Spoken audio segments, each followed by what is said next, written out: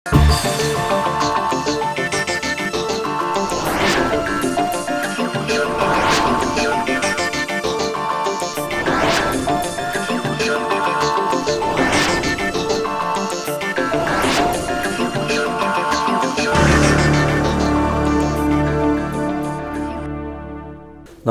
म दिवाकर गेवाली। आज देशमा चाहिँ एउटा कोभिडको एउटा चाहिँ क्रोनिक कन्डिसन छ। मान्छेहरू चाहिँ एउटा डरमा छन्, आम्दानी घटेको छ। यस्तो बेलामा सांसदहरूले चाहिँ दशैंको पेस्की लिने भन्ने कुरा चाहिँ एउटा ठुलो चासोको विषय बनेको छ संसारमा। अब यो चासोप्रति माननीय ज्यूहरूको भनाइ चाहिँ के छ, यसको लागि चाहिँ हामी अहिले हाम्रो अगाडि चाहिँ पूर्व सामान्य प्रशासन मन्त्री र वर्तमानको माननीय लालबाबु पण्डितजी हुनुहुन्छ। उहाँसँग चाहिँ उहाँ यो बारेमा के भन्नुहुन्छ भने प्रश्न राख्नको लागि उपस्थित भएको छौँ। उहाँलाई स्वागत गरौँ। नमस्कार हजुर। अनि सर, यो सबै विषय त हजुरलाई थाहा छँदैछ। हजुरले पैसा फिर्ता गर्नुभयो त? दसैँ खर्च हो। दसैँ खर्च जो सरकारको तर्फबाट निर्णय भएर संसद सचिवालयले विगतदेखि नै दिइआएको थियो, त्यसको निरन्तरता हो। जहाँसम्म यो वर्ष कोरोनाको कारणले गर्दा देशको अर्थतन्त्रमा चाहिँ जुन प्रभाव परेको छ, नकारात्मक प्रभाव परेको छ, यसलाई लिएर हिजो मात्रै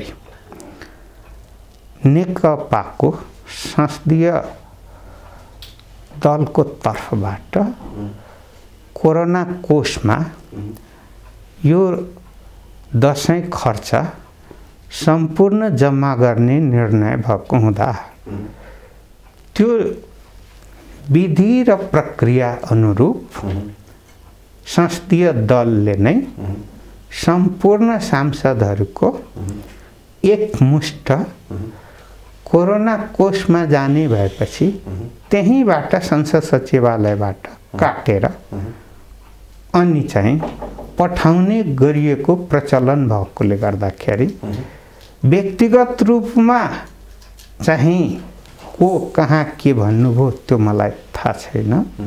तर के हो भने सामूहिक रूपमा निर्णय भएकोले गर्दा यो कार्यान्वयन हुन्छ र अहिलेको परिस्थितिमा गरिएको विशेष निर्णयको सन्दर्भमा मेरो पनि सहानुभूति समर्थन छ। भन्दाखेरि हजुरले पैसा पार्टीको व्हिप अनुसार फिर्ता गर्ने हुनुभयो, गरिसक्नु भएको छैन? व्यक्तिगत रूपमा पैसा त हजुरको व्यक्तिगत खातामा आयो नि त, अहिलेसम्म आइ त सक्यो हैन।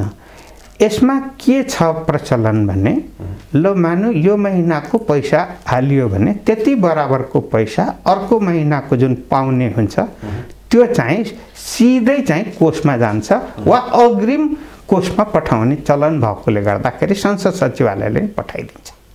जस्तो एउटा टेक्निकली यो त हजुर त सामान्य प्रशासन मन्त्री पनि रहिसक्नु भएको छ। हजुरको स्यालेरीको नाममा आउनुपर्ने पैसा डाइरेक्ट त्यहाँ पठाउन मिल्छ मिल्दैन भोलिको दिनमा? सामूहिक रूपमा निर्णय गरेर त्यो निर्णय संसद सचिवालयमा जाँदा त्यो पठाउन मिल्छ। जस्तो किन भन्दाखेरि सामूहिक रूपमा सांसदहरूको पार्टीले लेबीको रूपमा चाहिँ यति पैसा कटाई पार्टी कोषमा जम्मा गरिदिने भनेर सामूहिक निर्णय भएको बेलामा संसद सचिवालयले नै त्यति सांसदहरूको काटेर अनि पार्टीको नाममा फेरि त्यहाँ खातामा पठाइदिने प्रचलन भएकोले गर्दा यो चाहिँ प्रचलनमा भएकै कुरा भएको कारणले गर्दा यसलाई अनौठो मानिराख्नु पर्दैन।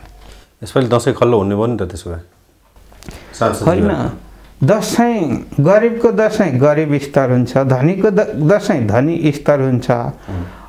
अनि चाहिँ आश गर्नेको पनि हुन्छ। त्यस कारणले गर्दाखेरि आश गर्नेले जसबाट आश गरेको हुन्छ स्रोत कम भयो भने खर्च पनि स्रोत हुन्छ, कम हुन्छ र अझै दसैँको बेलामा चाहिँ यो दान दन्तव्य दिने कुरा पनि कम हुन्छ। यो स्वाभाविक कुरा। आइसकेको त थियो, पोहोर पनि लिनुभएको थियो, परार पनि लिनुभएको थियो। अब नियमित जहिलेदेखि सरकारले निर्णय गरेको थियो लिने गरिएकै हो। व्यक्तिगत रूपमा कसैले मैले लिन भन्ने चाहिँ बाहिर बोल्ने कुरा हो, नभए बाहिर बोल्दा लिन तर भित्र चाहिँ लिएकै हुन्छ। बाहिर चाहिँ लिन भित्र चाहिँ लिएकै हुन्छ। अहिले लिएको अहिले प्रश्न बुझिनँ मैले। के हुन्छ भने व्यक्तिगत रूपमा मैले लिन्न भन्ने हो भने त्यो त खातामा जान्छ, खातामा गइसकेपछि फेरि फिर्ता जानु पर्यो होइन व्यक्तिगत रूपमा। सामूहिक रूपमा हो भने सामूहिक निर्णय भइसकेपछि सामूहिक रूपमा जहाँ पठाउने भनिएको छ त्यही खातामा जान्छ। त्यसकारणले अहिले चाहिँ सामूहिक रूपमा निर्णय भएकोले गर्दा संसद सचिवालयले सामूहिक रूपमा चाहिँ कोरोना कोषमा हाल्ने हो भने कोरोना कोषमै जान्छ, सरकारलाई फिर्ता गर्ने हो भने सरकारी कोषमा जान्छ। आउने दिनमा यो चिज हुनुपर्ने हो भनेर हजुरको भनाइ हुन्छ नै, यो हुन्छ नै। सबै अब सरको दलको कुरा गर्नुभयो, कोही अरू दलका पनि होलान्, सबको आवश्यकता आफ्नो आफ्नो किसिमको होला, हो आफ्नो आफ्नो किसिमको हुइप होला होइन। तर एउटा यसलाई चाहिँ टेक्निकली मान्दाखेरि यो हजुर माननीय ज्यूमाथि जबरजस्ती भयो जस्तो भने अब जनताको प्रतिनिधि भएकोले गर्दाखेरि सबभन्दा पहिला अगुवाई गर्ने आश कहाँबाट गरिन्छ भने जनताको जनप्रतिनिधिबाटै गरिन्छ।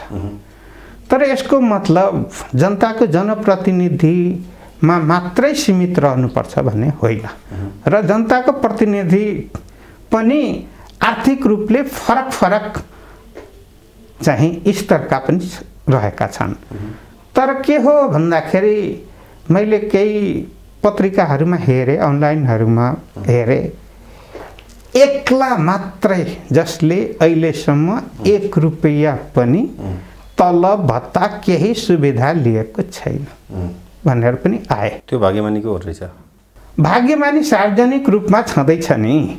र अर्कोतिर म के भन्न चाहन्छु भने प्रत्यक्ष निर्वाचितहरूको जिम्मेवारी फरक तरिकाको हुन्छ, तर उनीहरूले सेवा सुविधा त एउटै लिएका हुन्छन्। त्यस कारणले गर्दाखेरि अहिले म प्रष्टसँग भनौँ मान्यको रूपमा संसारकै लिस्टमा रहेका धनी मध्येका लिस्टमा रहेका विनोद चौधरी पनि हुनुहुन्छ, कति मान्यज्यूहरू उद्योगपति पनि हुनुहुन्छ, कति ठेक्का गर्ने हुनुहुन्छ, कति विभिन्न आर्थिक गतिविधिमा लाग्नु भएको छ। उहाँहरूलाई कतिपय त मान्यज्यूहरू कति खर्च गरेर आउनु भएको छ। चुनाव खर्च त अलगै कुरा हो, अतिरिक्त खर्च गरेर पनि आएको स्थिति पनि बेला बेलामा सुनिन्छ। त्यसकारणले उहाँहरूलाई केही फरक पर्दैन। तर जो प्रत्यक्ष रूपमा निर्वाचित हुन्छन्, जनताको बीचमा हुन्छन्, उनीहरू दैनिक उनीहरूको सुख दुःखसँग चाहिँ जुधिरहेका हुन्छन्।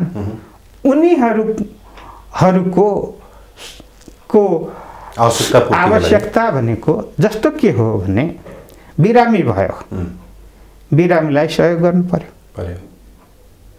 त्यसपछि कहाँनिर पुगेको हुन्छ, विभिन्न उत्सवहरू हुन्छ, उत्सवहरूमा हुन्छ। दसैँको बेलामा होइन मैले दसैँ मनाउन पाइनँ भन्ने पनि हुन्छन्, तिनलाई पनि हेर्नु पर्यो। त्यतिमा मात्रै होइन, अहिले त यसपटक त छैन, नभए विभिन्न ठाउँमा चियापान कार्यक्रमहरू हुन्छन्, त्यो पनि हेर्नु पर्यो। त्यस कारणले गर्दाखेरि अतिरिक्त खर्च चाहिँ हुने अनि राज्यबाट जनप्रतिनिधि भए बापत उसले राज्यको 1 रुपैयाँ पनि लिनु नपर्ने हो भने नेपालमा जनप्रतिनिधि उद्योगी व्यवसायी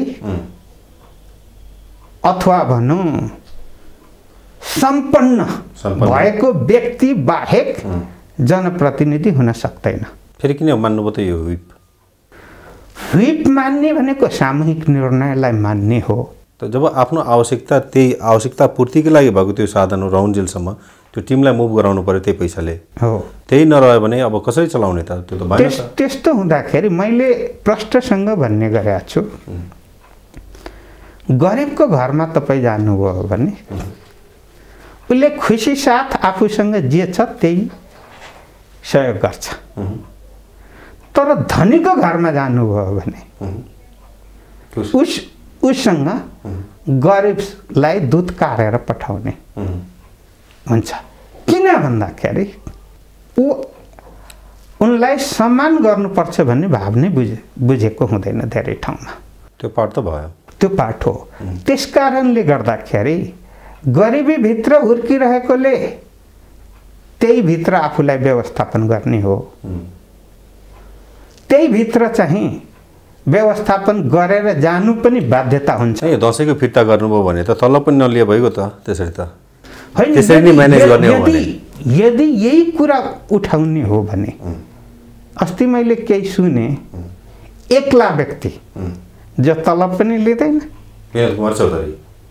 होइन अरू नै तलब पनि लिँदैन, उनलाई भत्ता पनि आवश्यक छैन, उनलाई खर्चको आवश्यकता पनि छैन भनेपछि त आफू परिपूर्ण भयो नि त। तर परिपूर्ण आफू परिपूर्ण नेपालका जनप्रतिनिधिहरू छैन। मैले यति मात्रै भन्न खोजेको। अब छैन भने हुइप किन मान्यता भन्ने कुरा रहँदैन र? आवश्यकता हो, खर्च चाहिन्छ र यो राज्यले त्यो इन्सेन्टिभ बुझेरै हालिदिएको हो। फेरि राज्यले गरिसकेको डिसिजन राज्यले फेरि फिर्ता गर भनेर भन्छ, होइन? एमा सांसदहरू जसले चाहिँ देशको कानुन बनाउन आएका छन् तिनले चाहिँ यो जताबाट हावा चल्यो त्यतैबाट मुभ गर्दाखेरि यो पनि त राम्रो देखिएन नि त। एउटा कुरा के हो भन्दाखेरि कहिलेकाहीँ परिस्थितिले बाध्य बनाएको हुन्छ। परिस्थितिले बाध्य बनाउनु अलग कुरा। जस्तो कोरोनाले अहिले बाध्य बनाएको छ परिस्थिति जान्ने, होइन? अर्को कुरा के हुन्छ भने सामूहिक निर्णयले चाहिँ पनि बाध्य बनाएको हुन्छ। त्यस कारणले जसरी हामी कोरोनासँग चाहिँ बाध्य छौँ नि, बढी खर्च गर्न बाध्य छौँ, सुरक्षित हुन बाध्य छौँ र पीडामा रहन पनि बाध्य छौँ। त्यस्तै दसैँ पनि त गरिबले गरिबै स्तरमा मनाउँछन्, धनीले धनी स्तरमा मनाउँछन्, हुनेले हुने स्तरमा मनाउँछन्, नहुनेले नहुने स्तरमा मनाउँछन्। रेगुलरको आय जुन छ त्यो रेगुलरको आय त तलब भइ नै गयो मनाउने भन्ने कुरा। दसैँ मनाउनको लागि त प्लस चाहिन्छ भन्ने कुरा थियो। प्लस चाहिन्छ भन्ने कुरा थियो, प्लस भएन। भएन भने प्लस खर्च गरिँदैन। यसपालि दसैँ मनाउनु न त्यसो भए? मलाई भन्नुहुन्छ भने अब मेरा त एकजना छोरी छन्, परिवार, होइन? दसैँमा लुगा लाउने कुरा उठ्या थियो। मैले भने म पनि नयाँ लुगा लाउँछु, तिमीहरू पनि लगाऊ। मैले भने तर कस्तो लुगा लाउने? मैले एउटा पेटी गन्जी मसँग नयाँ छ, त्यो नयाँ लाउँछु, फेर्छु। 100 रुपियाँभन्दा कमैमा हुन्छ, हो नि त? ठिक हो। त परिवारको सदस्यहरूलाई पनि त कोही 200, 300, 400, 500 भित्र नै रहने स्थिति हुन्छ नि। नयाँ भनिसकेपछि महँगै हुनुपर्छ भन्ने त होइन। तर एउटा कुरा हामीले के बुझ्छौँ भने नेपाली समाजभित्र दसैँलाई विशेष रूपमा मनाउनको निम्ति नै अनि विगतदेखि नै दसैँ खर्च दिने प्रचलन हो र यति मात्रै। तपाईँ पत्रकार मित्र हुनुहुन्छ, अहिले दसैँको विज्ञापन कति हो? यही हो बेला केही सेभिङ गर्ने भनेर हो। पत्रकार मित्रहरूलाई पनि जुन संस्था छ त्यसले चाहिँ दसैँ खर्च दिन्छ। उद्योग धन्दामा कार्यरत रहेकाहरूले पनि त्यो कुरा पाउँछ। चलन चल्ती अनुसार चलन छ। गाउँमा भन्नुहुन्छ भने नहुनेले हुनेसँग खोज्छ, यो बेलामा खर्च बढ्छ त्यसकारण चाहिँ खोज्छन्। र यदि सहयोग नपाउने स्थिति हो भने ऋण पनि काटेर दसैँ मनाउँछन्। त्यस कारणले गर्दाखेरि दसैँ मनाउनै छोड्दैन, होइन?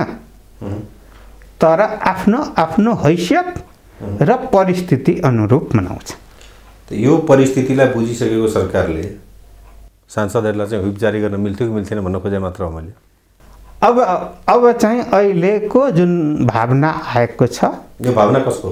यो भावना कति अतिरञ्जित भएर आएको छ, त्यसमा केही सत्यता पनि छ। त्यस कारणले गर्दाखेरि जुन समग्रमा निर्णय भयो, समग्र निर्णयलाई स्वागत योग्य नै भन्नुपर्छ। अब समग्र निर्णय हुँदा त कसलाई फाइदा, कसलाई बेफाइदा, राष्ट्रलाई फाइदा भए पुग्छ। सर, देशमा टोटल सांसद कति छन् अहिले?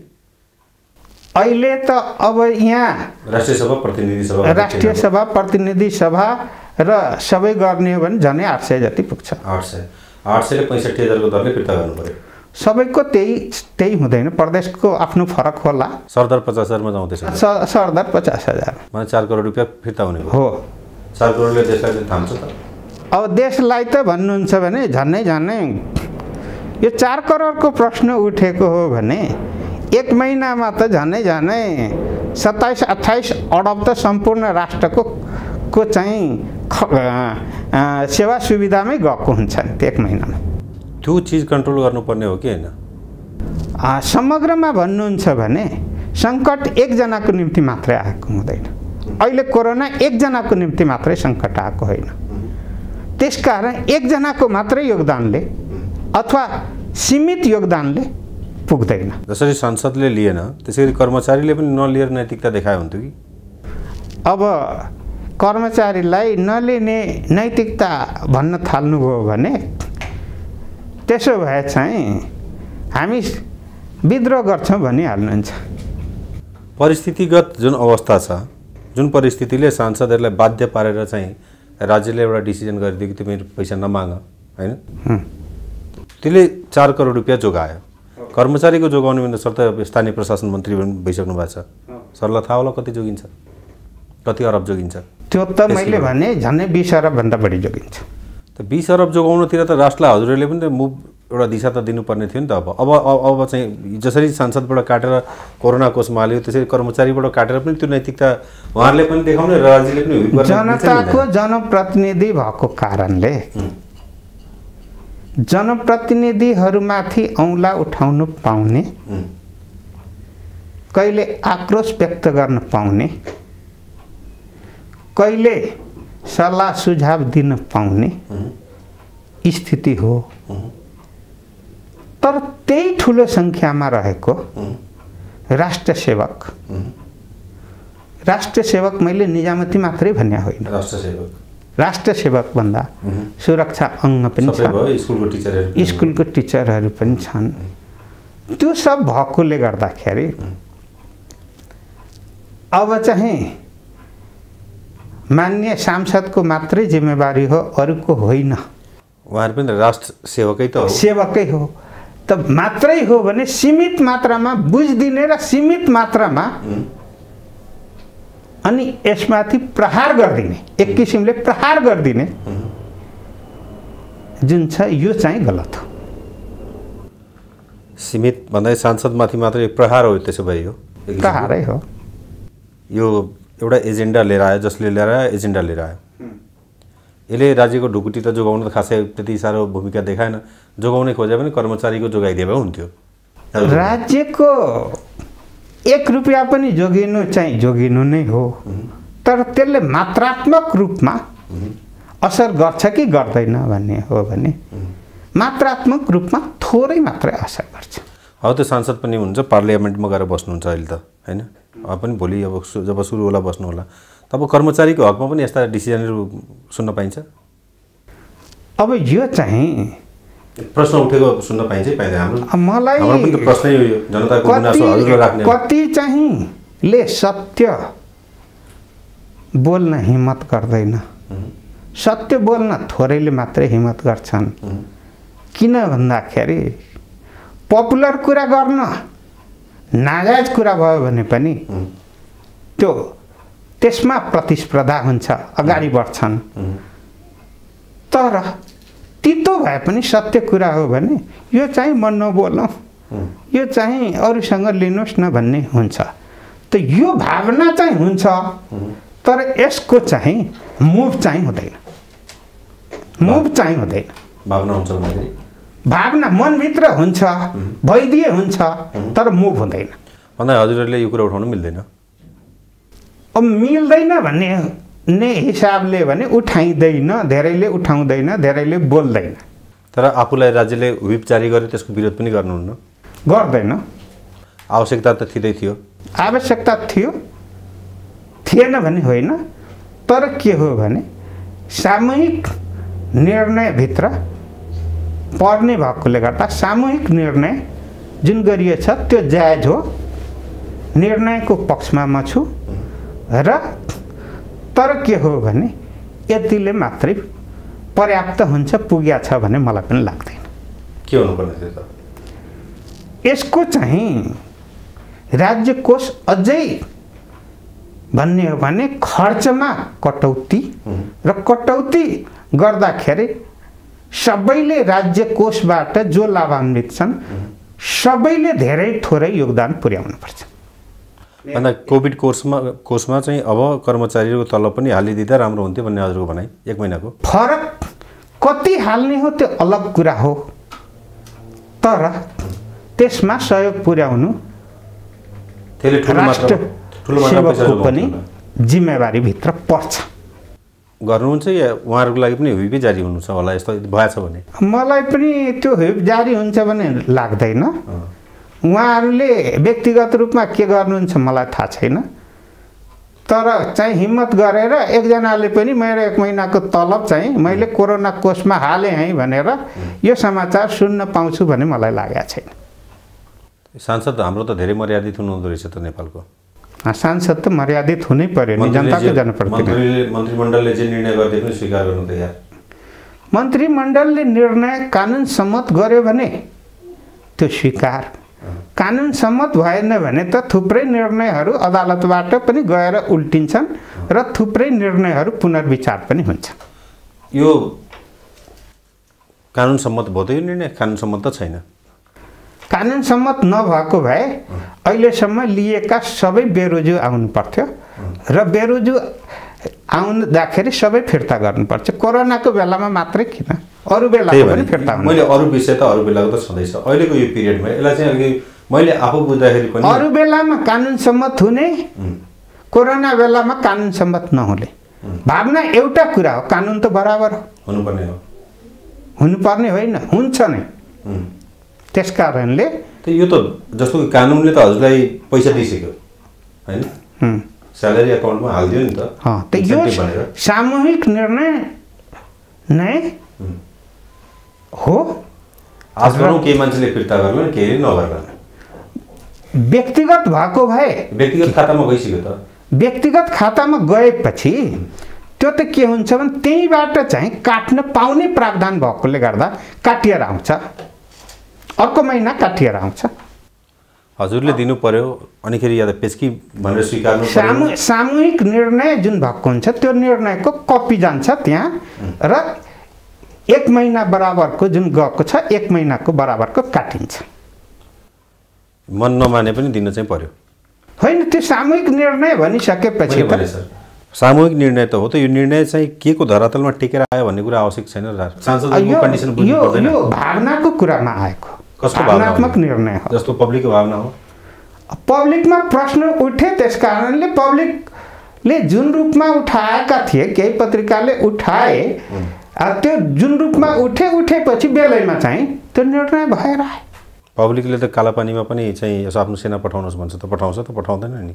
पठाइरहेछ त। सेना गएर बिओपी स्थापना भइरहेको छ कालापानीमा। कालापानी क्षेत्रै अगाडि गइरहेको छ नि त। कालापानीमा भनेको छ मैले, ठ्याक्कै कालापानीमा पुग्न बाँकी छ। यातायात सडक पनि धमाधम निर्माण हुँदैछ। सेना हेलिकप्टरले जान्छ कि भन्ने कुरा होइन। सुरुमा नजिक पोस्टहरू स्थापना गर्नको निम्ति त हेलिकप्टरले नै गयो, तर बाटो बन्दैछ। बाटो बनेपछि त गाडीबाट पनि जान्छ नि त। त्यो भन्दाखेरि यो पनि गाडीबाट जान्छ भन्दाखेरि जान्छ, कुनै दिन त जान्छ। पञ्चायतबाट उठेको विषय हो त्यो होइन? अहिले पनि भन्नुहुन्छ भने नेपालका सबै ठाउँमा एक रूपले साधन पुगिसकेको छैन। त्यसै कारणले गर्दा विगतमा नभएको अहिले यो वर्ष मात्रै नेपालको सिमानामा 300 बोर्डर पोस्टहरू पुर्याउने अभियान अन्तर्गत सशस्त्र प्रहरीको सम्पूर्ण युनिटहरूलाई बोर्डरमा पठाइँदैछ। यो त ठिक छ र आगामी वर्ष अर्को वर्ष गरेर 500 पोस्टहरू सिमानामा रहनेछ।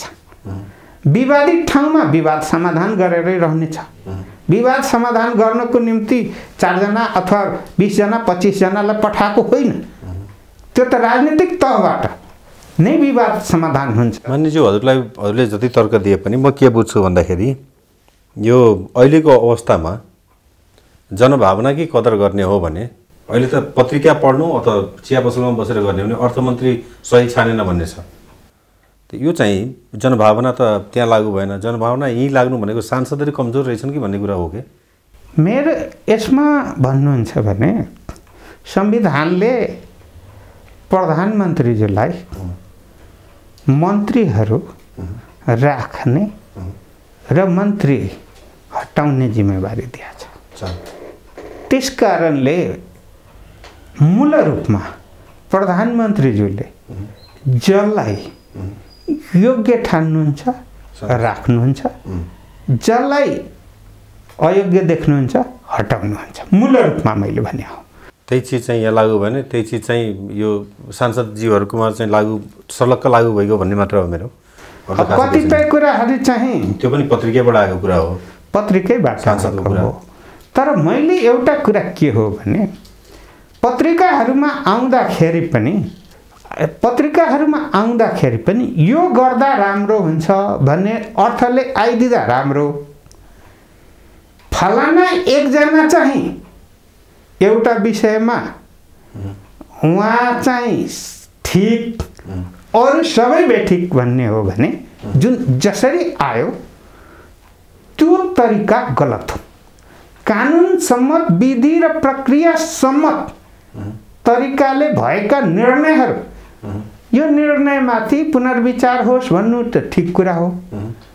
तर यो निर्णयको कारणले सांसद अपराधी हुन्, सांसद जनविरोधी हुन्, सांसदले जनताको भावना बुझेनन् भन्ने ठाउँमा पुग्ने हो भने त यो भावनाले त लोकतन्त्र विरोधी ठाउँमा पुर्याउँछ कि पुर्याउँदैन? त्यही गरेको देखियो नि त। त्यसकारणले गर्दाखेरि भावना एउटा कुरा हो, यथार्थ अर्को। क्यालकुलेसन गरेर हेर्दाखेरि सबैलाई दियो भने 4 करोड रुपियाँ देखियो, कर्मचारीले फिर्ता गरिदिए 20 अर्ब रुपियाँ फिर्ता हुन्थ्यो। त त्यो ठुलो भोल्युमले एउटा विकास निकास निकाल्न सकिन्थ्यो। यो पैसाले न विकास हुन्छ न निकास हुन्छ। नहुनुभन्दा 4 करोड हुनु ठुलो पैसा हो। तर यदि साँच्चीकै त्यो भावनाले देशको बनाउने भावनाले नै जाने हो भने मेरो बुझाइमा पनि कर्मचारीको पनि पेस्कीहरूलाई चाहिँ यसपालि यो क्रोनिक कोभिडको कारणले नदिँदा राम्रो हुन्थ्यो कि? मैले त्यो कतिपय विकसित देशहरू जापानतिर पनि मैले बुझ्ने गरेको छु। त्यहाँ कुनै चिजको सङ्कट पर्यो, कुनै उत्पादनको आवश्यकता बढी भयो तर मार्केटमा छैन भने त्यहाँको सरकारले के गर्छ भने यसको प्रयोग घटाउनुहोस् भन्छ। प्रयोग घटाउनुहोस् भन्छ। किन भन्दाखेरि व्यवस्थापन गर्नको निम्ति घटाउनुहोस् भन्छ। सर्लक्क जनताले मान्छन् अनि एउटा चाहिँ सहज स्थिति तयार हुन्छ। किन भन्दाखेरि त्यो आवश्यकताले हो। त्यसकारणले आवश्यकता र कहिलेकाहीँ विशेष आवश्यकताले जनतालाई पनि सामूहिक रूपमा मुभ गरेर अनि सरकारले सहयोग लिएको छ र जनताको बिचमा सहज र सरल रूपले व्यवस्थापन गरिएको स्थिति पनि छ। फेरि पनि हजुरको के भन्नुपर्ने छ, यो चाहिँ जनप्रतिनिधिहरूलाई यो विषय देखाएर न जनप्रतिनिधिले दसैँको पेस्की माग्या हो। मान्यज्यूहरूसँग मैले कुरा गर्दाखेरि मैले त झिकेर खर्च पनि गरिसकेँ भन्नुहुन्थ्यो उहाँ, होइन मेरो आवश्यकता थियो मैले खर्च गरेँ भनिसक्नुभयो। अब यो पिरियडमा चाहिँ सांसदहरूले चाहिँ भत्ता लिए भनेर चाहिँ जुन कुरा आयो र जसरी चाहिँ दबाबमा सांसदहरूले चाहिँ आफ्नो आवश्यकता रहँदै पनि पैसा फिर्ता गर्नुपर्ने कन्डिसन भयो। प्राइम मिनिस्टरले जसरी चाहिँ फिर्ता गर्नु भनेर पार्टीले प्राइम मिनिस्टरले जसले गरे पनि यही कुरा चाहिँ सांसदहरूको लागि लागू भइदियो। यही कुरा चाहिँ साँच्चीकै हामी त्यति नै प्योर हार्टबाट गएको भए त कर्मचारीको रोक्यो 20 अर्ब रुपियाँ त जोगिन्थ्यो, होइन? यो चिज चाहिँ यसलाई यो रूपमा पनि बुझ्न सकिन्छ। ल यो वर्ष दसैँ एकदम न्यूनतम रूपमा विधि पुर्याउनको निम्ति मात्रै मनाऊ। माननीय जीवहरूले सबैले, आम जनताले। अरूलाई त दिनुभयो त, बुझ्नु भएन? विधि पुर्याउनलाई मात्रै मनाऊ, किनभने बिर्सिनु हुँदैन भन्ने हो।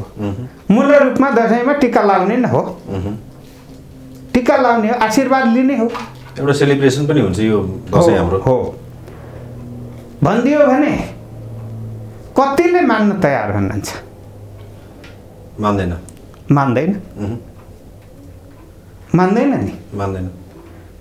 किन मान्दैन? चलन चल्ती, चलन चल्ती। त मैले यसैलाई लिएर भने हौ कि अरूको चाहिँ परिवार हुने, अरूको खर्च हुने, अरूको खर्च हुने, अरूले दसैँ मान्नु पर्ने, मान्नेहरूले दसैँ मान्नु नहुने, मान्नेहरूको परिवार नहुने, मान्नेहरूको परिवारमा खर्च नहुने, मान्नेहरूका कोही नआउने, अर्को बाटोबाट ल्याउ भन्न खोजेको क्या? त्यस कारणले खर्च हुने, वैधानिक स्रोत नहुने हो भने, केही नहुने हो भने कति वैधानिक चोरी होला, कति अवैधानिक चोरी होला, कति लुटपाट होला, कति के होला, हो नि त देख्नुहुन्छ नि। दसैँ आयो कि सुरक्षा निकाय एकदम सतर्क हुनुहोस्, लुटपाट बढ्न सक्छ, चोरी हुन सक्छ, त्यो आवश्यकता पूर्तिको लागि, आवश्यकता परिपूर्तिको निम्ति हुन सक्छ, एक्स्ट्रा खर्चको लागि, एक्स्ट्रा खर्चको निम्ति। तर यो पुरै चाहिँ लाई चाहिँ अलिकति हजुरहरूले बनाएको सरकारले त्यो कुरा बुझिदिएन हैन, र हजुरहरूले पनि त्यो कुरा बुझाउन सक्नु भएन, बरु उसको व्हिप मानेर बसिदिनु भयो। यो नैतिक आफ्नो पेट भोको राखेर नैतिकता देखाउनुमा त्यो त्यो त्यो त के हुन्छ भने त्यो त आवश्यकै हुन्छ, गर्नै पर्छ। आवश्यकता त्यो पनि त हो। राजनीतिक व्यक्तिहरूले जति पीडा भोग्छ, जति चाहिँ उसले परिवारसँग पनि पीडा भएर रहन्छ, वा समाजमै उसले जति पीडा भोग्नु परेको हुन्छ त्यति अरू कुनै क्षेत्रमा पीडा भोग्नु पर्दैन। यो अर्को एउटा पीडा हो त्यसो भए। अब पीडामाथि पीडा त भइराखेकै हुन्छ नि। हस् सर, टाइम दिनुभयो, धन्यवाद हजुरलाई। हस्, धन्यवाद। दर्शकहरू, आज चाहिँ सांसदज्यूहरूको आफ्नो पारिवारिक जीवन चाहिँ चल्ने जुन पैसा छ त्यो पैसालाई अब नदिने भनेपछि, बोनसकै रूपमा नदिने भने खर्च त बढ्छ, पैसा चाहिँ आउँदैन भनेपछि कुन बाटोबाट जान्छ त, यो कसको जनभावना हो लगायतका कुराहरू हामीले चाहिँ माननीय लालबाबु पण्डितजीसँग गऱ्यौँ। आजको लागि चाहिँ यो कार्यक्रम यतिकै राखौँ। हस्त, नमस्कार, धन्यवाद।